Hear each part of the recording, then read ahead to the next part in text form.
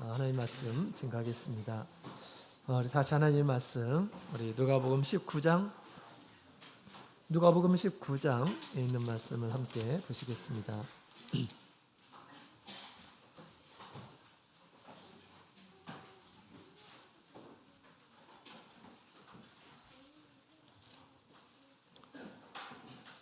누가복음 19장 우리 11절부터 27절까지 있는 말씀 우리 먼저 보시겠습니다. 우리 찾으셨으면 한 구절씩 교독하도록 하겠습니다. 19장 11절. 저희가 이 말씀을 듣고 있을 때에 비유를 더하여 말씀하시니 이는 자기가 예루살렘에 가까이 오셨고 저희는 하나님의 나라가 당장에 나타날 줄로 생각함이러라. 어떤 귀인이 그 종 열을 불러 은 열문화를 주며 이르되 내가 돌아오기까지 장사하라 하니라. 그런데 그 세상을 위하여 사자를 우리 왕됨을 원치. 귀인이 왕위를 받아 가지고 돌아와서 은 준 종들의 각각 어떻게 장사한 것을 알고자 하여 저희를 부르니 그 첫째가 나와 가로되 주의 한문화로 열매. 주인이 이르되 잘하였다 착한 종이여 내가 지극히 작은 것에 충성하였으니 10골 권세를 차지하라 하고 그 숫자가 와서 가로되 주여 주의 한문화로 5문화를 만들었네. 주인이 그에게도 이르되 너도 5골을 차지하라 하고 또 한 사람이 와서 가로되 주여 주의 한문화가 여기 있나이다. 내가 수건으로 싸두었었나이다. 이는 당신이 엄한 사람인 것을 내가 무서워함이라. 당신은 두지 않은 것을 취하고 심지 않은 것을 거두나이다. 주인이 내가 너야말로 내가 두지 않은 것을 취하고 심지 않은 것을 거두는 엄한 사람인 줄 알았느냐. 그러면 어찌하여 내 은을 은행에 두지 아니하였느냐. 그리하였으면 내가 와서 그 별리까지 찾으리라 하고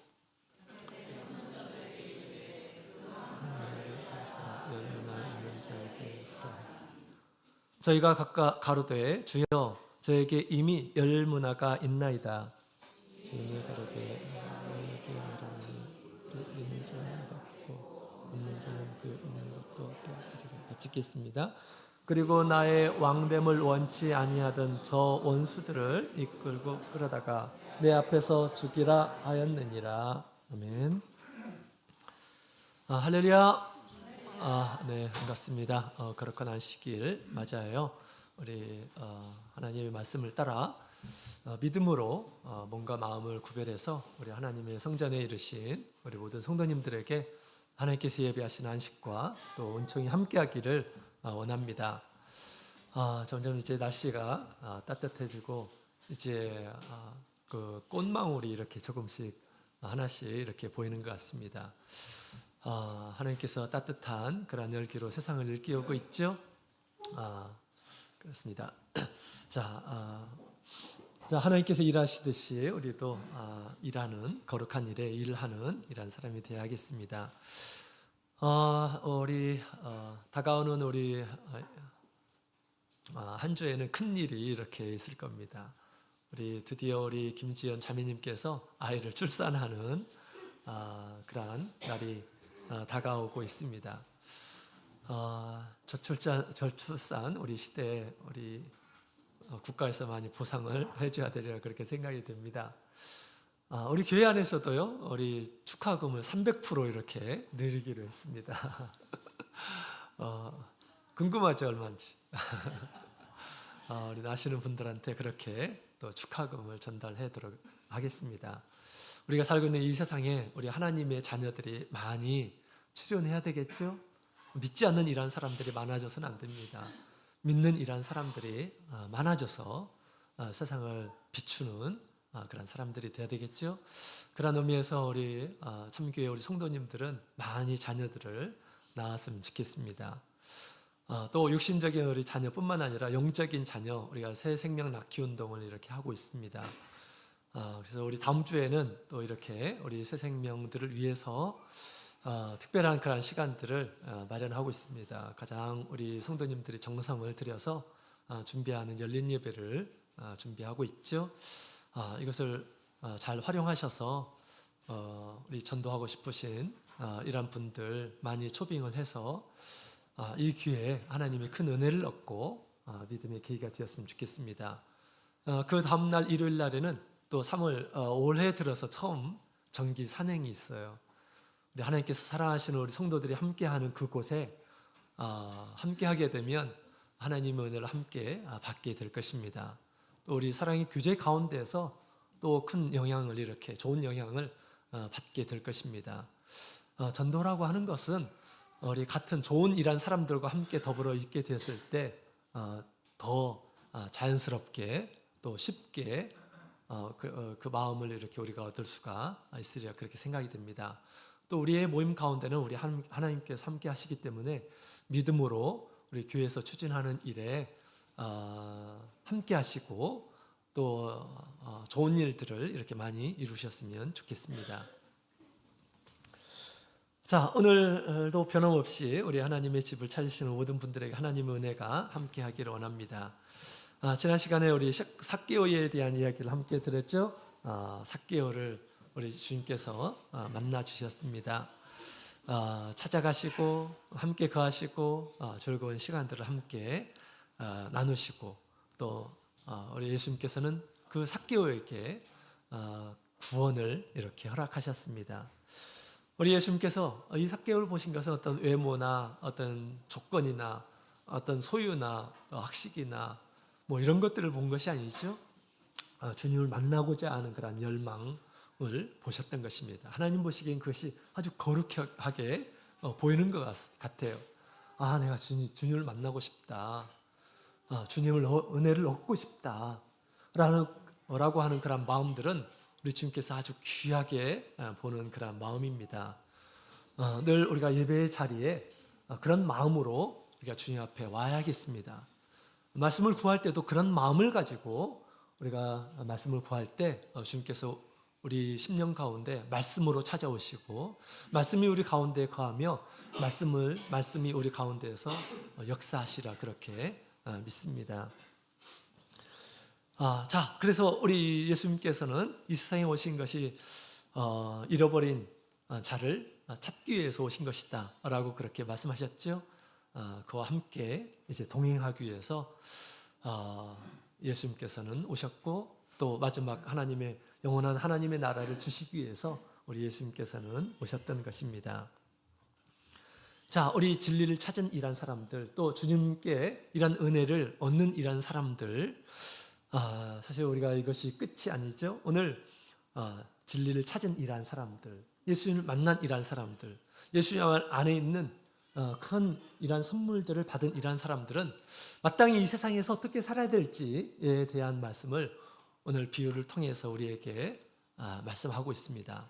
우리가 예수님을 만나지 않은 사람처럼 우리가 살아서는 안 되겠죠. 예수님 만난 이란 사람이라고 한다면, 또 주님께 은혜를 얻은 이란 사람이라고 한다면 그에 합당한 그런 삶을 살아야 됨을 오늘 우리 예수님께서 비유를 통해서 얘기해 주고 있습니다. 예수님께서 오늘 우리 장사하라라고 이렇게 말씀을 주시고 또 이 말씀을 이렇게 우리를 독려하고 있습니다. 여러분 평상시에 장사해 보셨나요?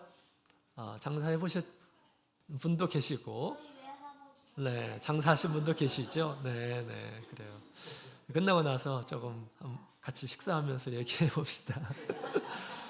장사를 뭐 다른 사람이 하는 것도 중요하지만 내가 해야죠.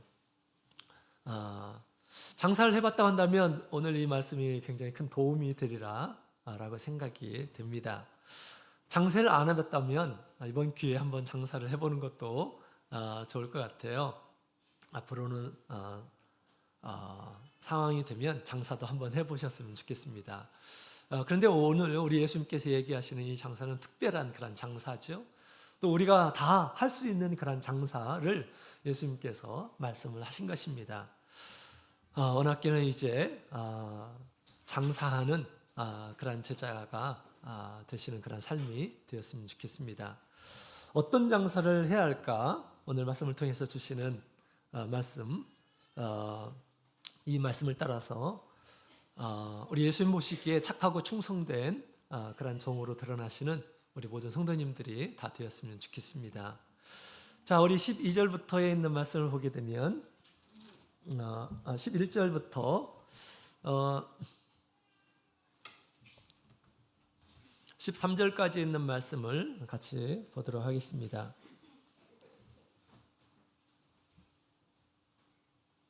11절부터 13절 같이 읽어보도록 하겠습니다. 시작. 저희가 이 말씀을 듣고 있을 때 비유를 더하여 말씀하시니 이는 저희가 예루살렘에 가까이 오셨고 저희는 하나님의 나라가 당장에 나타날 줄로 생각함이르라. 가라사대 어떤 귀인이 왕위를 받아가지고 오려고 먼 나라로 갈 때에 그 종여를 불러 열문화를 주며 이르되 내가 돌아오기까지 장사하라 하니라. 아멘. 자, 열문화의 비유 이렇게 얘기를 하죠. 자, 여기에 우리 예수님께서 이제 비유의 말씀을 이렇게 하시는데요. 이 비유의 말씀은 당시 있었던 역사적인 사건을 바탕으로 해서 주시는 그런 말씀입니다. 어떤 귀인이 먼 나라에 가서 왕의 위를, 왕의 자리를 가지고 돌아와서 집에 있는 이 종들하고 회개하는 그런 일들에 대해서 우리 예수님께서 말씀을 하셨습니다. 이것은 당시 이스라엘 사회에서 있었던 그런 일이에요. 그렇기 때문에 이 말씀을 듣는 이스라엘 백성들은 이게 지금 도대체 어떤 상황인지를 아주 정확하게 이해했으리라 그렇게 생각이 됩니다. 예수님께서 계셨을 때 로마가 이스라엘을 점령하고 있었던 때였어요. 그렇기 때문에 지금 이런 상황이 이렇게 이제 연출이 되었고 또 이것을 예수님께서 비유로 말씀을 하시는 것이죠. 자, 우리 예수님께서 태어나셨을 때 유대 나라에 헤롯 대왕이 있었습니다. 그죠? 그래서 아주 그 대왕은 굉장히 잔인한 왕이었어요. 이스라엘 왕은 나다라고 그렇게 얘기했고요. 또 이제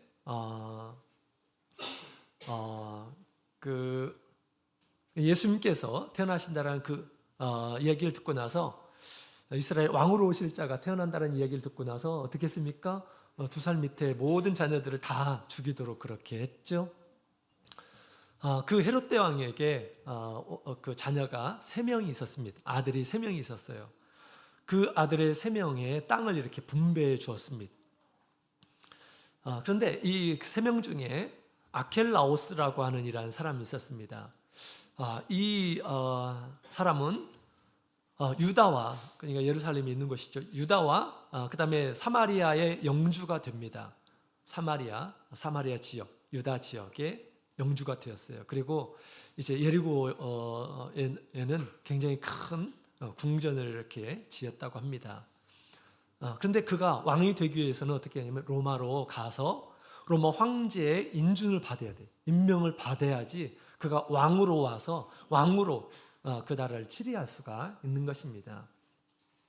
그래서 그가 이제 왕이 되고자 이제 로마로 이렇게 가는데 AD 6년에 왕의 임명을 받기 위해서 떠나게 됩니다. 이때 우리 14절에 있는 말씀을 보게 되면 백성들 가운데 왕이 되지 않기를 바라는 이러한 사람들이 사자를 뒤에 보냈다라고 하는 그런 내용이 있죠. 이것은 그 당시에 지금 아켈라오스에 대한 이야기입니다.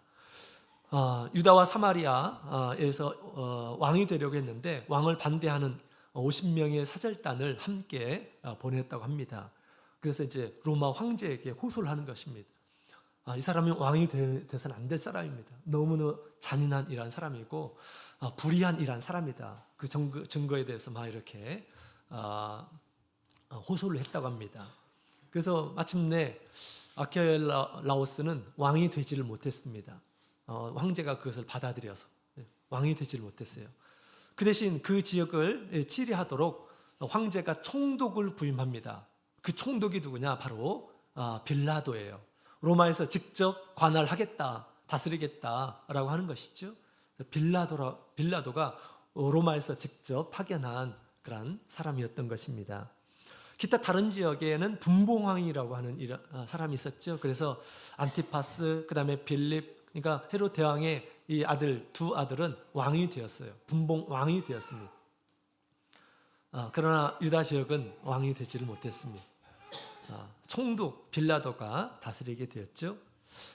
자, 이 역사적인 그런 이야기와 우리 예수님의 차이점은 뭐냐면, 아킬라오스는 왕이 되지를 못했지만 우리 예수님께서는 왕으로 오신다 라고 하는 그런 내용입니다. 물론 다른 이란 사람들도 왕이 되었죠. 임명을 받고 나서 왕이 된 이란 것처럼 예수님께서 지금 이 비유의 말씀을 하시는 것은 예수님과 예수님의 제자들과의 관계, 또 예수님을 믿지 않는 이란 사람들과의 관계를 얘기하기 위해서 지금 이 말씀을 하고 있습니다. 아킬라오스는 왕이 되지를 못했지만 우리 예수님께서는 세상 모든 이란 사람들에게 영광의 왕으로 오실 것이다 라고 하는 그런 말씀을 이렇게 주신 것입니다. 예수님께서 왜 이 비유를 말씀하신 것일까요? 우리 11절에 있는 말씀을 보게 되면 지금 우리 제자들이 심각한 오해를 이렇게 하고 있는 가운데였습니다. 이제 여리고를 지나서 이제 산길로 이렇게 쭉 가면 이제 예루살렘이 이렇게 나옵니다. 예수님의 제자들은 예루살렘에 올라가게 되면 이제 신천지가 펼쳐지게 될 것이다 라고 생각을 했죠. 예수님께서 이제 왕으로 등극하시고 이스라엘의 왕, 세상의 왕이 되시고, 그 다음에 나라가 완전히 막 변하고, 그죠? 예수님의 능력이 드러나고, 그 나라가 완전히 변하게 되고, 그 다음에 그 나라는, 이스라엘 나라는 독립국가가 되고, 또 악한 이란 사람들, 또 우리 여러 가지 질병, 이런 것들은 우리 예수님의 능력으로 다 이렇게 깨끗이 하시고 이제 새로운 천하가 이렇게 세워질 줄로 예수님의 제자들은 그렇게 생각을 하고 있었던 것입니다. 당장에 이제 곧 이 세상이 변화될 줄로, 하나님의 나라가 이루어질 줄로, 예수님께서 영광의 왕이 되실 줄로 이렇게 생각을 했던 것이죠. 그러나 그것은 제자들의 오해였어요. 예수님을 믿는 많은 이란 사람들이 그런 기대를 하고 있었죠. 그러나 하나님의 뜻은 무엇입니까? 하나님의 뜻은 예수님께서 예루살렘에서 죽으시는 거예요. 죽는 것입니다. 그 죽으심을 통해서 하나님의 거룩한 뜻, 인류를 구원하고자 하는 그런 뜻이 이루어지는 것이 곧 우리 하나님의 방법이었습니다. 물론 이후에 우리 예수님께서 이제 나중에 모든 이 세상 사람들 앞에서 아주 영광스러운 모습으로 오실 것을 예수님께서 말씀하셨고, 또 그 날이 진정한 천국이 오게 될 것입니다. 그때까지 어느 정도 시간이 필요함을 예수님께서 지금 얘기하고 있는 것이죠. 그래서 우리 예수님께서 이 비유를 하신 그런 목적은 그때까지 예수님께서 온 세상의 사람들에게 영광의 왕으로 오실 그날까지 예수님의 제자들이, 예수님 믿는 이란 사람들이 이 세상에서 마땅히 어떻게 살아야 될지에 대해서 알려주시기 위해서 우리 예수님께서 이 비유의 말씀을 하고 계시는 것입니다.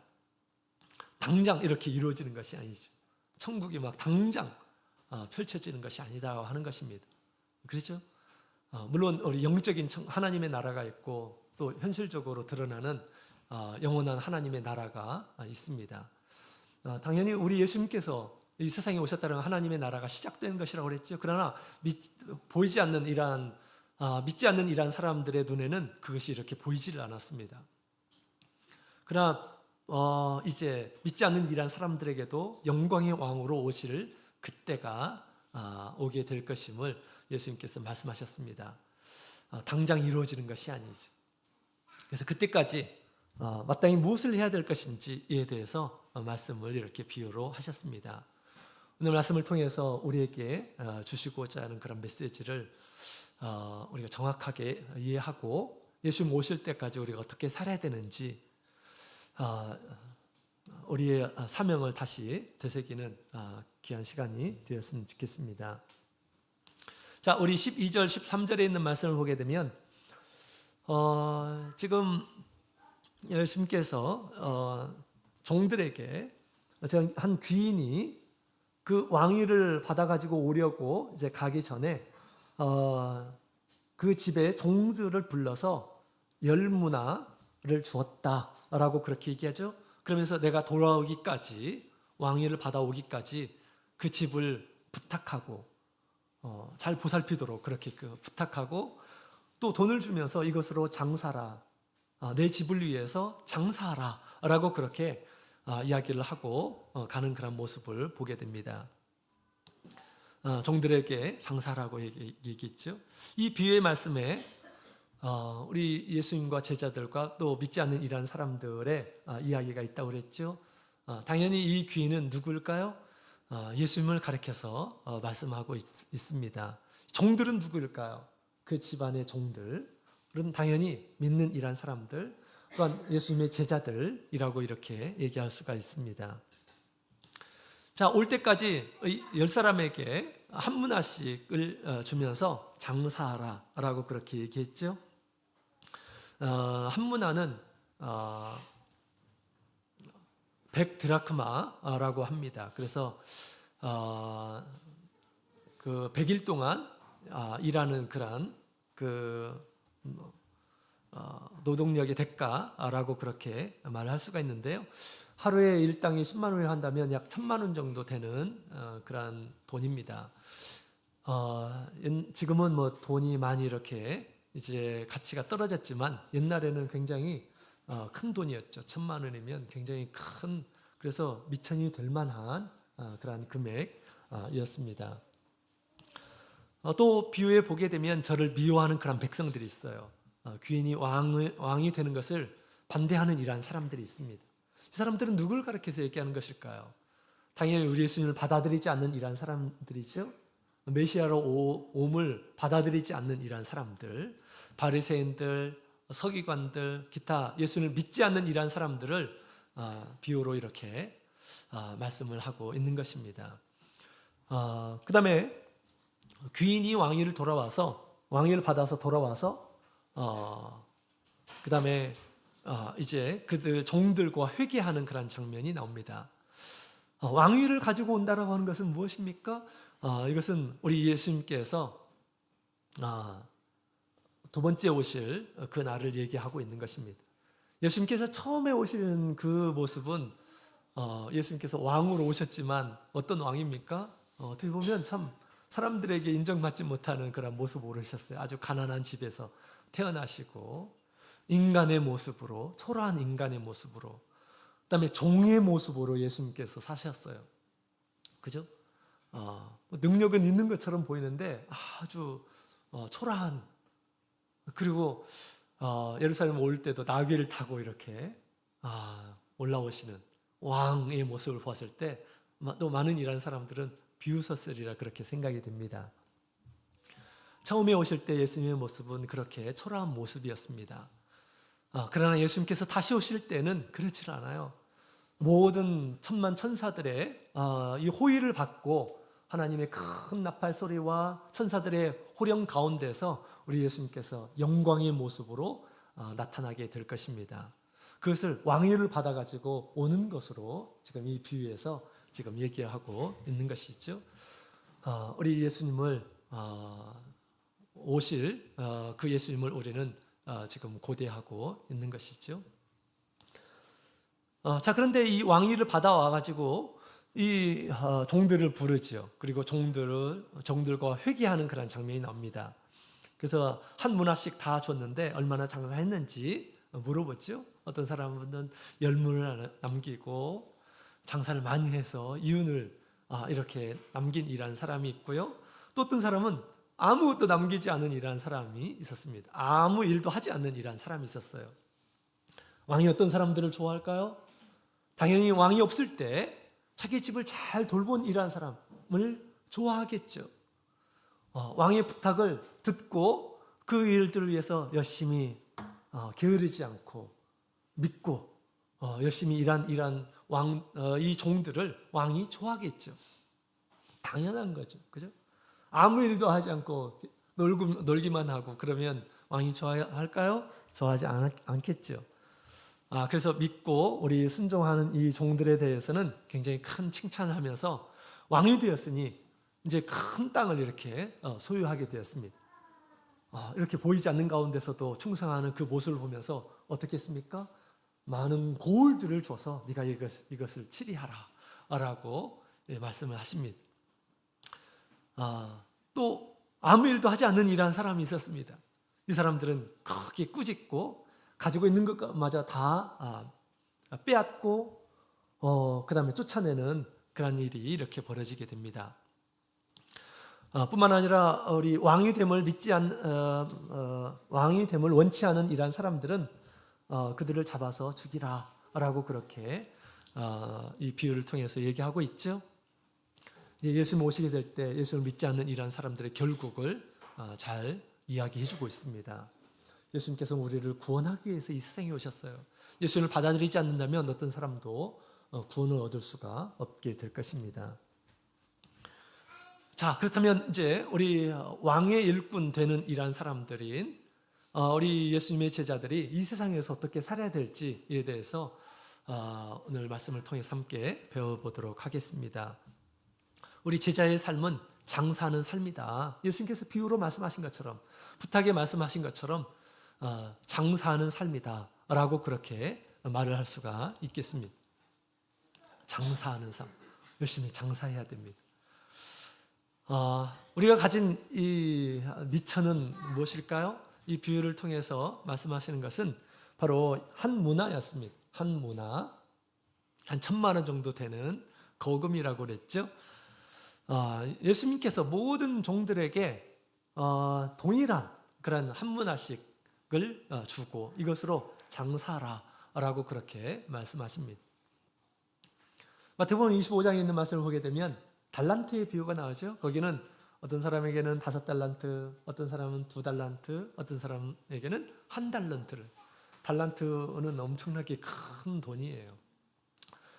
6,000데나리온이라고 하죠. 근데 여기에 보면 똑같은 것을 이렇게 지금 종들에게 주는 것을 보게 됩니다.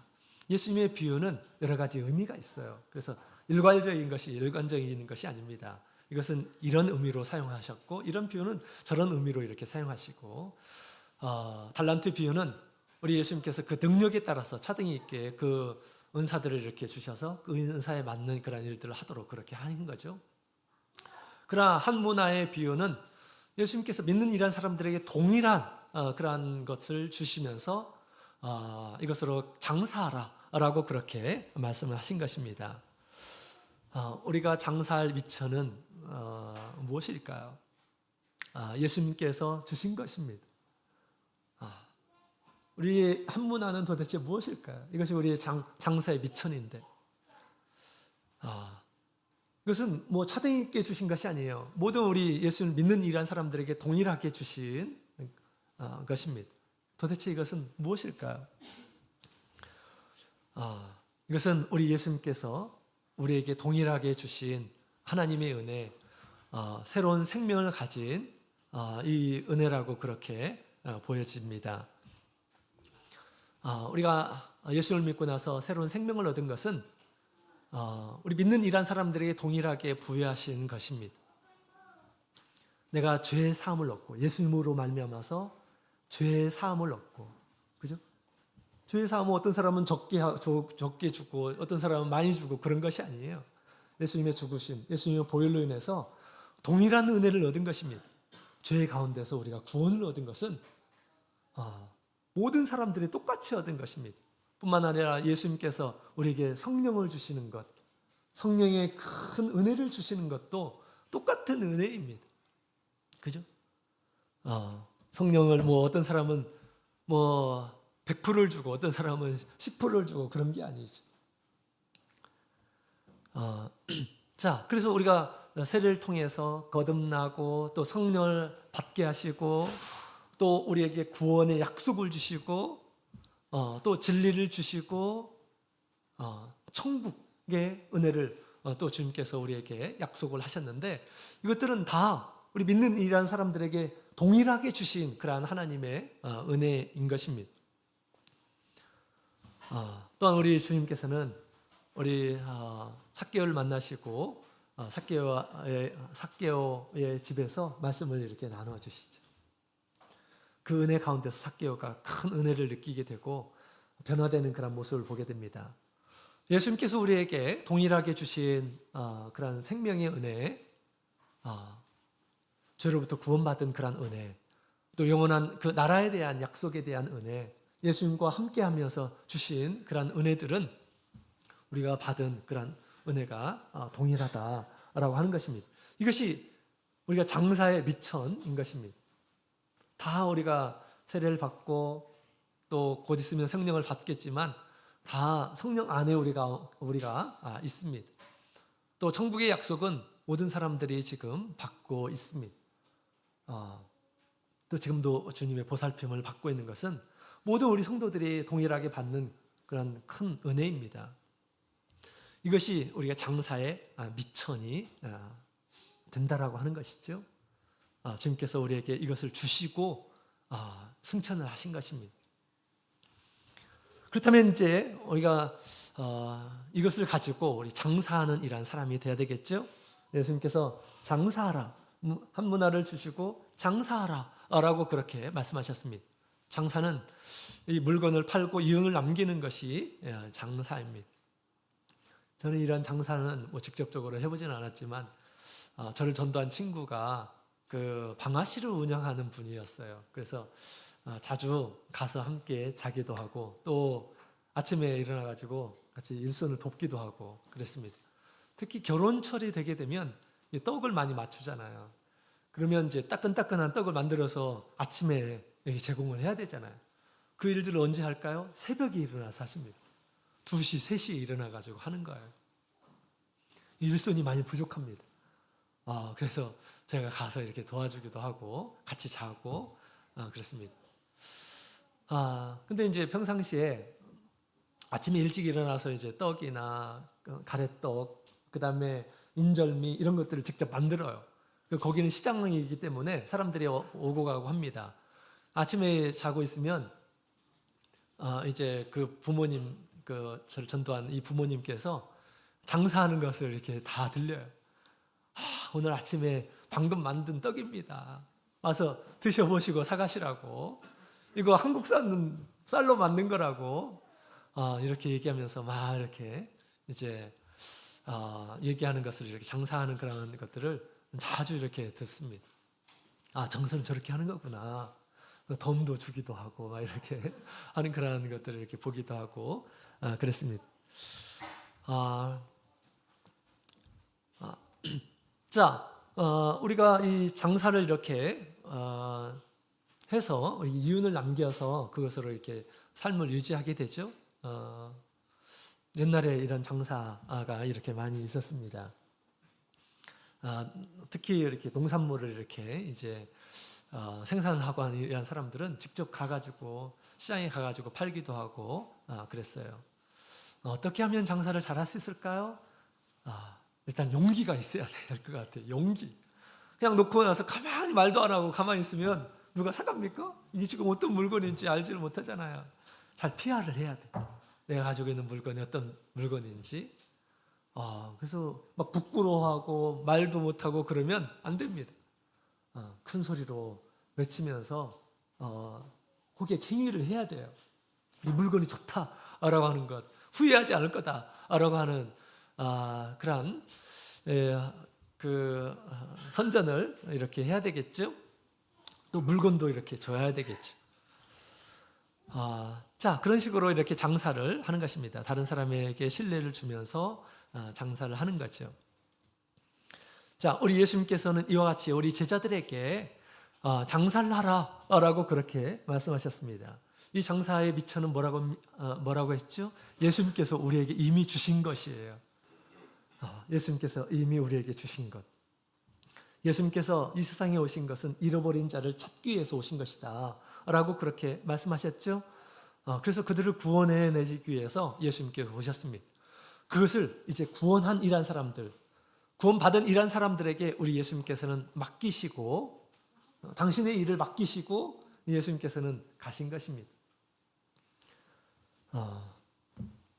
자, 어떤 일에 우리가 장사를 해야 될까요? 마가복음 16장 함께 보시겠습니다. 마가복음 16장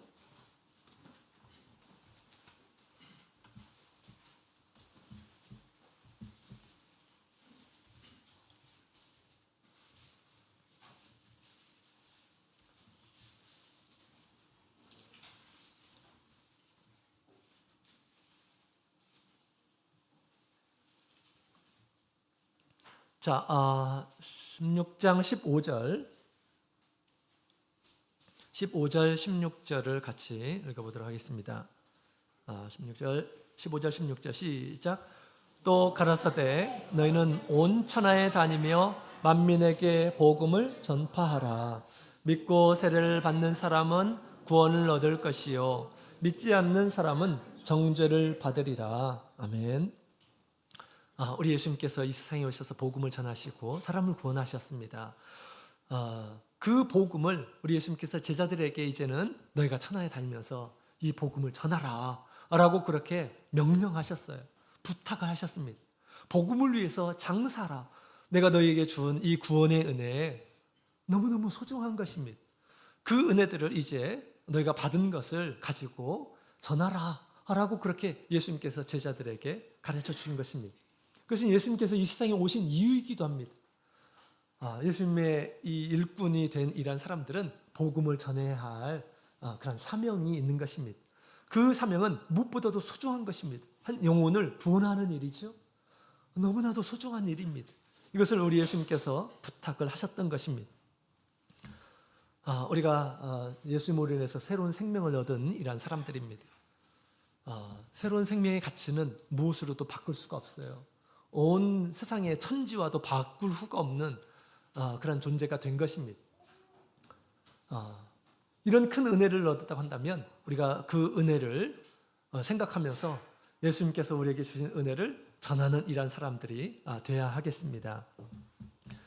자, 이렇게 주인의 원하는 그러한 일에 힘쓰는 그런 삶을 우리가 살아야 되겠습니다. 자, 우리가 장사를 할 때 어떤 마음으로 이렇게 장사를 해야 될까요? 당연히 이제 미래에 우리 영광의 왕으로 오실 우리 예수님을 생각하면서 한편으로는 감사하는 마음으로, 그죠? 한편으로 감사하는 마음으로 이렇게 일을 해야 되겠죠. 또한 한편으로 충성스러운 마음으로 주님께서 나에게 부탁하셨지. 왕으로 오실 우리 예수님께서 나에게 부탁하신 거야. 나에게 주신 것이고 나에게 부탁하신 거야 라고 생각하면서 이런 마음으로 우리가 복음을 전하는 일에 우리가 더욱 힘을 쓰는 이러한 사람들이 되어야겠습니다. 근데 오늘 본문의 내용을 보게 되면 우리 장사를 잘한 이러한 사람들이 있습니다. 한 문화를 가지고 10문화를 남긴 이러한 사람이 있고 5문화를 남긴 이러한 사람이 있습니다. 근데 아무것도 남기지 못한 이러한 사람이 있습니다. 이런 사람이 되어서는 안 돼요. 이런 마음을 가지고 장사에서는 예수님에게 큰 꾸중을 받게 될 것임을 얘기를 하고 있죠. 우리가 그런 마음을 가져서는 절대 안 됩니다. 자, 아무것도 남기지 않은 이러한 사람은 어떤 마음을 가졌을까요? 여기에서 우리가 반면 교육을 삼고 우리가 그와 같은 마음이 아니라 다른 마음으로 우리가 이 일에 참여하는 우리 모든 성도님들이 다 되었으면 좋겠습니다. 자, 20절에 있는 말씀, 20절부터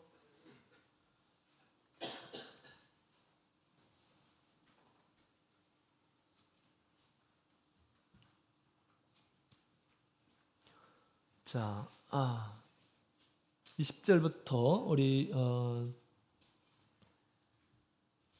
22절까지 있는 말씀, 20절부터 22절까지 있는 말씀 같이 읽어보도록 하겠습니다. 시작. 또 한 사람이 와서 가로되 주여 보소서 주의 한 문화가 여기 있나이다. 내가 수건으로 쌓아두었었나이다. 이는 당신이 엄한 사람인 것을 내가 무서워함이라. 당신은 두지 않은 것을 취하고 심지 않은 것을 거두나이다. 주인이 이르되 악한 종아 내가 내 말로 너를 판단하노니 너는 내가 두지 않은 것을 취하고 심지 않은 것을 거두는 엄한 사람인 줄을 알았느냐. 아멘. 자, 여기 비유의 이 한 사람에 대한 그런 이야기를 이렇게 얘기하고 있죠. 예수님께서는 이 비유를 통해서 이 주인의 말을 빌려서 이렇게 지금 얘기하고 있죠. 그를 향해서 악한 종아라고 그렇게 얘기를 하고 있습니다. 이런 악한 종이 되어서는 안 된다라고 하는 것을 얘기해 주고 있죠. 나중에 그가 가지고 있는 모든 것들을 다 빼앗기게 돼요. 그래서 무엇을 얘기하고 있습니까? 하나님께서 그에게 주실 기업이 없다라고 하는 것을 얘기해 주고 있는 것입니다. 그러니까 예수님을 믿으면서도 천국에 가지 못하는 이러한 사람들이 있습니다. 우리가 예수님의 은혜로 말미암아서 세례를 받고 성령을 받으면 다 천국에 가는 줄로 이렇게 생각하지만 우리 예수님께서 천국에 관한 그런 여러 가지 교훈의 말씀을 보게 되면 어린아이 같이 천국을 받들지 않는 이러한 사람들은 결코 갈 수 없다라고 그렇게 말씀하시죠. 또 부자와 같이 재물을 좋아하는 이러한 사람들은 갈 수 없다. 예수를 믿는다 하더라도 그런 사람들은 갈 수 없다라고 그렇게 말씀하셨습니다. 물론 우리가 거듭나는 것은 천국에 가기 위한 가장 기본적인 조건이에요. 그것마저 되지 않는다고 한다면 결코 천국에 발을 들여놓을 수가 없습니다. 그러나 이것이 완전한 조건이 아니다라고 하는 것을 예수님께서 끊임없이 말씀을 통해서 얘기해 주고 있습니다. 장사하지 않는 이러한 종들은 결코 주님의 이 기업을 얻을 수 없음을 우리 예수님께서 말씀하고 있습니다. 따라서 우리의 삶을 내가 어떻게 장사하고 있는지, 주님을 위해서, 주님의 집을 위해서, 주님께서 부탁하신 일에 우리가 어떻게 지금 일하고 있는지 우리는 심각하게 자기의 삶을 되돌아보는 이러한 사람이 되어야겠습니다. 그럴 때 우리가 오늘 이 시간 말씀을 통해서 우리에게 마땅히 해야 할 일들을 우리에게 주시고 그 말씀이 우리 가운데서 살아 역사하시고 또 그 말씀을 따라서 우리가 이 세상에 살아서 주님께 인정받는 이러한 사람이 되어야겠습니다. 마지막에 이렇게 예수님 앞에 또 불려지는 이러한 사람이 있음을 우리는 알 수가 있습니다. 우리가 경계하고 이런 사람이 되지 않도록 우리가 힘을 써야겠습니다. 자, 그렇다면 이 아무것도 일하지 않는 이러한 사람들은 어떤 마음을 가졌길래 이렇게 아무 일도 하지 않았을까요? 첫 번째로는 이 종이 그 주인을 향해서 엄하고 무서운 사람이다 라고 그렇게 얘기를 합니다. 당신은 엄하고 무서운 사람입니다. 그래서 내가 아무 일도 하지 않았습니다 라고 변명을 합니다. 변명이 통할까요? 마지막에 변명이 통하지 않아요. 근데 이런 마음을 갖고 있으면 아무 일도 할 수 없다라고 하는 것을 우리에게 얘기해 주고 있습니다. 엄하고 무서운 사람, 아주 까다롭고 그 다음에 엄격하고 그 다음에 험악한 이란 사람이라고 생각을 했다라고 하는 것입니다. 우리가 세상에 살 때에도 이렇게 까다롭고 엄격하고 험악하고 하는 이런 사람들하고는 잘 상종하려고 하지 않습니다. 조심하고 스스로 조심하고 상종하려고 하지를 않아요. 그죠? 우리는 이런 사람이 되어서는 안 되겠습니다.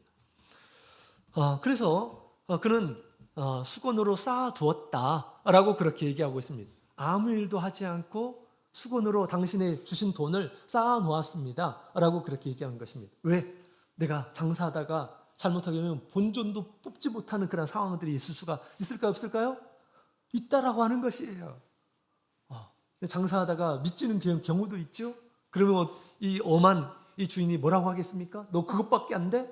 라고 하면서 막 혼을 내고 그럴까 봐서 아무 일도 하지 않았다고 하는 것이에요. 꾸중을 듣기 싫어가지고 아무 일도 하지 않았다고 하는 것입니다. 당신이 이만큼 주지 않았습니까? 내가 이만큼 그냥 잘 보자기에 쌓아놨습니다. 당신 것을 가지십시오. 취하십시오. 라고 그렇게 지금 이 종이 이야기를 하게 됩니다. 본전만 갖추자. 아예 일할 엄두도 내지 못하는 그런 마음을 가졌어요. 하나님을 위해서, 주님을 위해서 아예 어떤 일도 하지 않는 그런 마음의 태도를 이렇게 얘기하고 있죠. 자, 이 사람은 아무 일도 하지 않는 이러한 사람입니다. 우리가 주님께서 우리에게 주신 그러한 은혜를 가지고 우리가 일하는 일한 사람이 돼야 돼요. 아무 일하지 않는 일한 사람들이 되어서는 절대 안 되는 것입니다. 일하기 위해서는 우리 예수님께서 믿지 않는 일한 사람을 찾아가시고 만나시고 그들을 이끌으시고 구원해내시고 하시죠. 그와 같이 우리도 그런 일들을 해야 된다는 것입니다. 근데 어떤 사람들은 그런 생각을 가져요. 믿지 않는 일한 사람들은 악한 사람들이다. 그 사람들 만나서 잘못하게 되면 나의 어떤 신앙도 실추될 수 있을 것 같다. 이런 걱정 때문에 아무 사람들에게 자기가 하나님 믿는 것, 하나님의 은혜를 넣는 것, 이런 것들에 대해서 얘기하는 것을 굉장히 꺼려하는 이라는 사람들이 있습니다.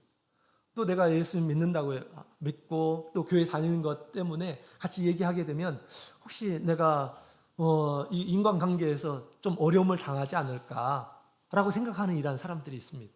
자기가 자기에게 해가 될 것이다 라고 생각하는 이라는 사람들이 있습니다. 이런 사람들은 자기를 드러내지 힘들어요. 내가 예수님 만난 사람이고 예수님께서 나에게 주신 은혜가 어떤 것이고 내가 천국을 알고 있는 이런 사람임을 우리가 드러내야 되는데 이것을 가지고 장사를 해야 되는데 곧 있으면 예수님께서 왕으로 영광의 왕으로 오시는데 심판의 주로 오시는데 우리가 이것을 드러내야 되는데 드러내지 않고 아무 일도 하지 않는 마치 내가 하나님도 모르고 참교회 다니는 일한 사람 것처럼 행세하지도 않고 천국도 모르는 일한 사람들과 같이 그냥 세상 사람들과 세상 이야기만 하면서 이렇게 지내는 일한 사람들은 무엇입니까? 이것은 지금 한 사람과 같아요. 아무 장사도 하지 않는 일한 사람입니다. 예수님께서 우리에게 주신 은혜가 큰데 그렇죠? 믿지 않는 일한 사람들의 결국은 뻔한데 그런 사람들을 만나면서도 아무런 이 신앙의 얘기를 얘기하지 않는 것은 마치 이 악한 일한 사람과 같은 그런 것입니다. 무엇입니까? 장사를 아무것도 안 하는 거예요. 예수님께서 우리에게 위천을 많이 주셨는데 아무 일도 하지 않는 거예요. 이것이 이 게으른 또 악한 이란 사람의 모습이다라고 하는 것입니다. 우리 예수님께서 주셨기 때문에 이제 한 문화 주셨기 때문에 당신의 것입니다 이렇게 하면 주인이 좋아할까요? 절대 좋아하지를 않았어요. 좋아하지를 않았죠. 그래서 그 가지고 있는 것마저 빼앗았습니다. 그를 악한 자다라고 그렇게 이야기를 했습니다. 우리가 자기의 신앙만을 돌보는 그런 마음을 갖는 아주 이기적인 이런 사람이 되어서는 절대 안 된다라고 하는 것을 우리에게 가르쳐주고 있는 것입니다. 자기 신앙을 잘 지키는 것 당연한 일이죠. 그러나 우리 주님께서 뭐라고 말씀하십니까? 장사하라라고 그렇게 말씀하셨어요. 아무 일도 하지 않는 것은 주님의 명령을 거역하는 것입니다. 아무 일도 하지 않는 거예요.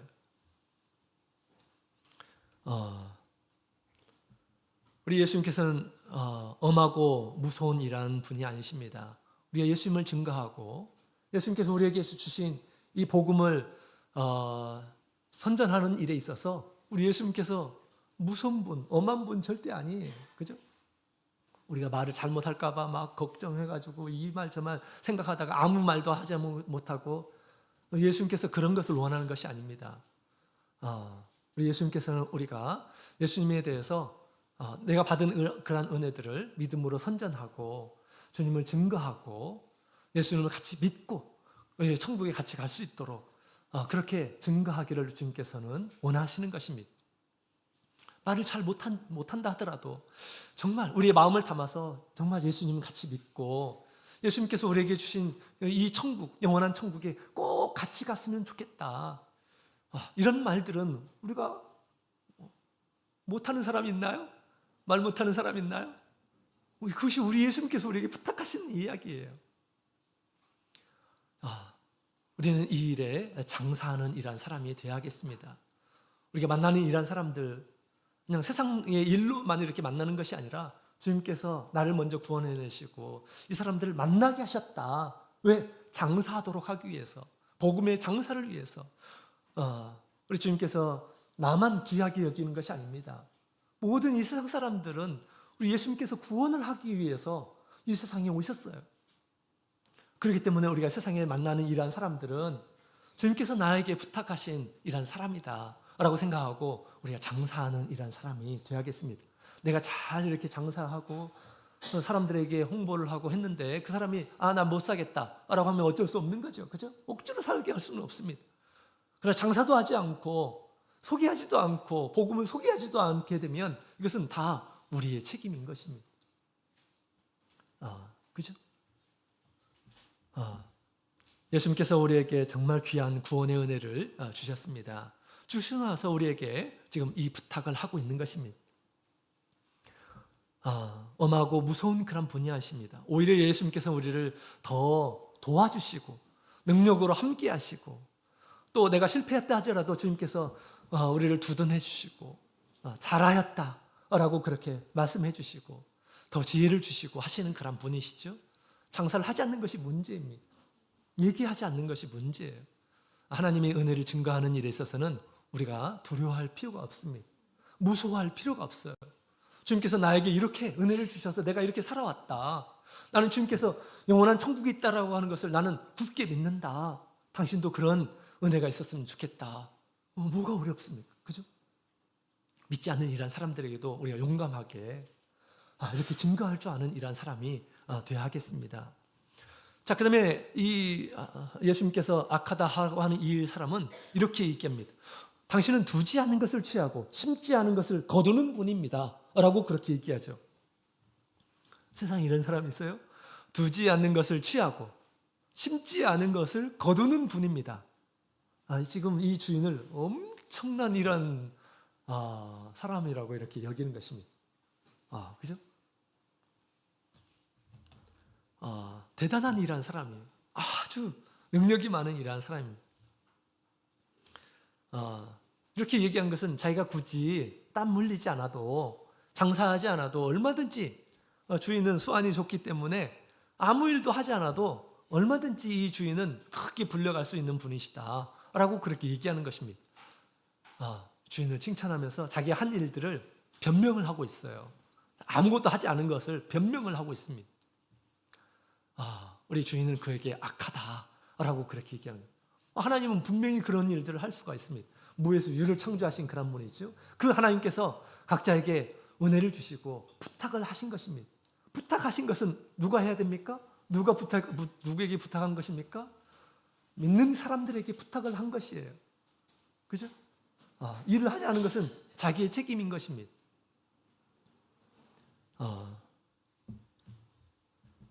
우리가 전도의 일들과 그 다음에 목양의 일들, 당연히 우리 하나님께 사시는 일들이 있습니다. 그런데 하나님께 사시는 일들만 있는 것이 아니라 또한 우리가 감당해야 할 일들이 있어요. 그죠? 그 일들을 감당하는 일한 사람들, 주님의 뜻을 받들어서 잘 섬기는 일한 사람들은 아버지가 그를 귀하게 여긴다라고 그렇게 얘기하는 것입니다. 그래서 우리가 그런 변명을 해서는 안 돼요. 이 사람과 같이 하나님은 두지 않는 곳에서 취하시는 분이시고 없는 것 가운데 뿌리지 않는 것 가운데서 거두시는 그런 분이시다 라고 하면서 자기는 해야 할 일들을 하지 않고 하나님께서 원하시면 천사를 통해서라도 사람을 구원해낼 수 있다. 이런 얘기를 하면 될까요? 안 될까요? 이런 얘기를 하게 되면 주님께서 그를 향해서 악하다라고 그렇게 말씀하실 것입니다. 하나님께서 천사를 통해서 하실 것 같으면 우리에게 부탁하시겠습니까? 믿는 사람들에게 부탁하실 것이 뭐가 있겠어요? 그죠? 그러나 주님께서 우리에게 그 귀한 은혜를 주시고 그 귀한 은혜를 얻은 일한 사람으로서 그 일들을 하도록 주님께서 부탁을 하고 있는 것이죠. 그 부탁을 받았다고 한다면 우리가 어떻게 해야 될까요? 주님의 뜻을 따라서 우리가 그 일들을 감당을 해야 되겠습니다. 우리 예수님께서는 뿌린 대로 거두게 하시는 분이십니다. 이것이 법칙이에요. 이것이 원칙입니다. 세상의 원칙.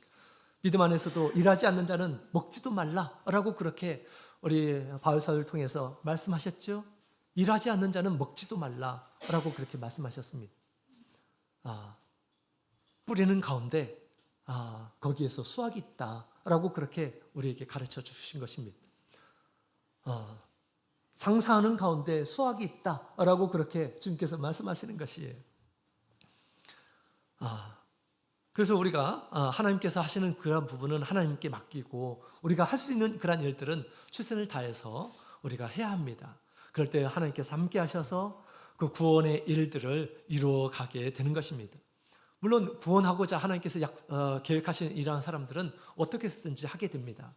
그러나 사명을 가졌음에도 불구하고 그 일을 담당하지 않는 이러한 사람들에게는 하나님께서 주실 상이 없어요. 하나님께서 주실 상이 없고 또 주님의 명령을 받들지 않는 이러한 사람이기 때문에 우리 주님께서 그들을 악하다라고 그렇게 말씀하시게 되는 것입니다.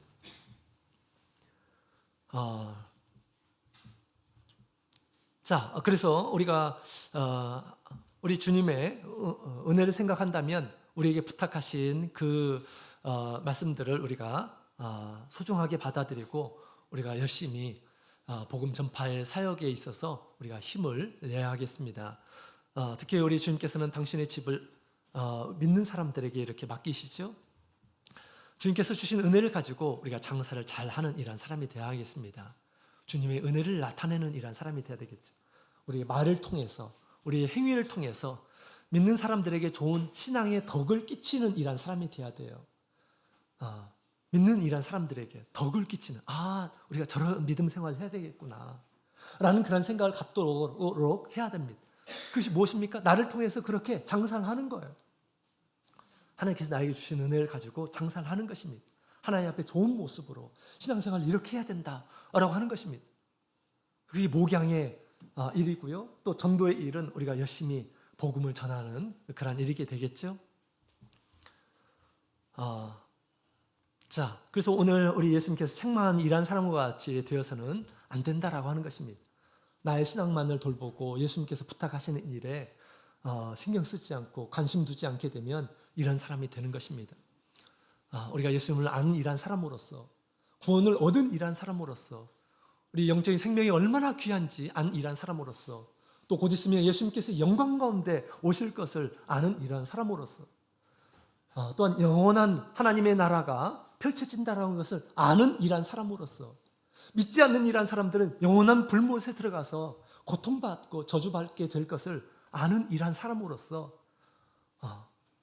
우리가 아무 일도 하지 않고 그렇게 살아서는 안 되겠죠. 특히 우리 가족들 가운데서 이런 사람이 있어서는 안 되겠습니다. 이런 사람이 있음에도 불구하고 아무런 노력도 하지 않고 기도도 하지 않고 권면도 하지 않고 하게 되면 누구의 책임일까요?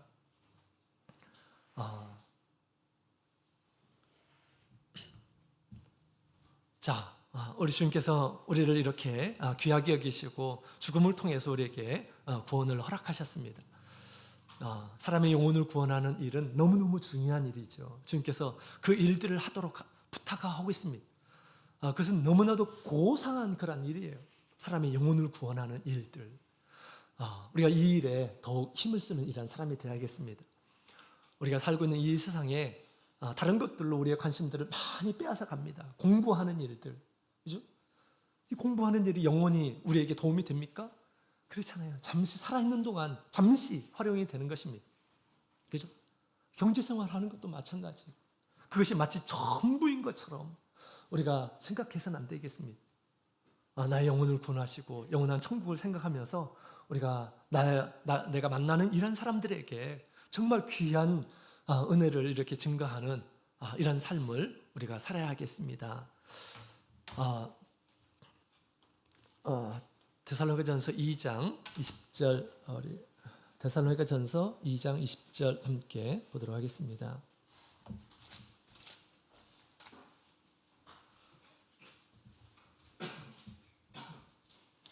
19절 20절 데살로니가전서 2장 19절 20절 같이 읽겠습니다.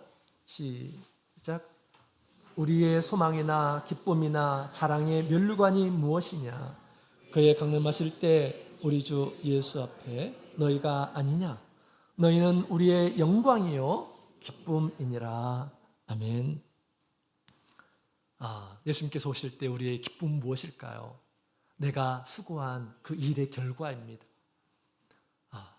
우리의 면류관이 어디에 있을까요? 사람을 구원하기 위해서 내가 장사해서 수확하게 됐을 때 그 영혼이 곧 우리의 면류관이다. 나의 영광이다. 라고 바울 사도가 이렇게 지금 이야기를 하고 있습니다. 바울 사도는 정말 복음의 장사를 잘한 이런 사람이었죠. 기도하고 찾아가고 전하고 권면하고 이를 통해서 이렇게 전도의 장사를 하게 된 것입니다. 이런 과정 없이 우리가 전도할 수가 없어요. 전도할 수가 없습니다. 근데 이것은 너무나도 소중한 것이다. 장사할 수 있으니까 주님께서 우리에게 부탁을 하신 것이죠. 그죠? 그리고 마지막 날, 우리 예수님께서 오시는 날, 나의 이 수고를 통해서 거듭나서 구원 얻는 이러한 사람들이 우리의 벨류관이 될 것이다. 라고 그렇게 얘기를 하고 있습니다. 우리에게도 마찬가지예요. 천하, 우리가 살고 있는 이 천하보다 더 귀한 것이 뭡니까? 구원받은 영혼이에요. 그 생명입니다. 영혼이 있게 될 그 생명입니다.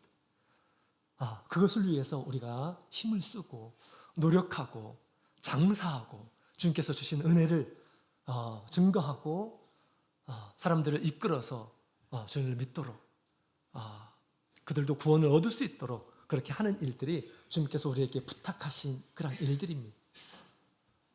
세상에 썩는 것을 위해서 장사하는 것이 아니라 없어지지 않는 것, 영원한 것을 위해서 장사하시는 모든 우리 성도님들이 되시고 마지막 날 예수님께서 오실 때 그 모든 수확들을 하나하나 헤아리시면서 그 수고에 주님께서 큰 상급으로 영원한 상급으로 주시기를 소망합니다.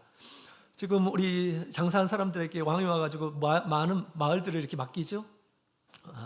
그런 일들이 펼쳐지게 될 것입니다. 영원한 소유를 관리하는 이러한 사람들이 되도록 없어져 버리는 것들을 관리하는 것이 아니라 영원한 소유가 되도록 하시기 위해서 주님께서 천국을 지금 예비하고 계십니다. 주님의 뜻을 받들어서 열심히 이 세상에 살아가는 동안 예수님께서 오시기 전에 복음을 위해서 수고하는 전도와 목양을 위해서 수고하는 이러한 우리 성도들에게 주님께서 준비해 두고 있습니다. 그것은 영원한 우리의 소유가 될 것입니다. 그래서 오늘 말씀을 따라서 열심히 장사해서 착하다, 참 충성스럽게 일했구나 라고 인정받는 우리 모든 성도님들이 다 되시기를 예수님의 이름으로 축원드립니다. 다 같이 묵도드리겠습니다.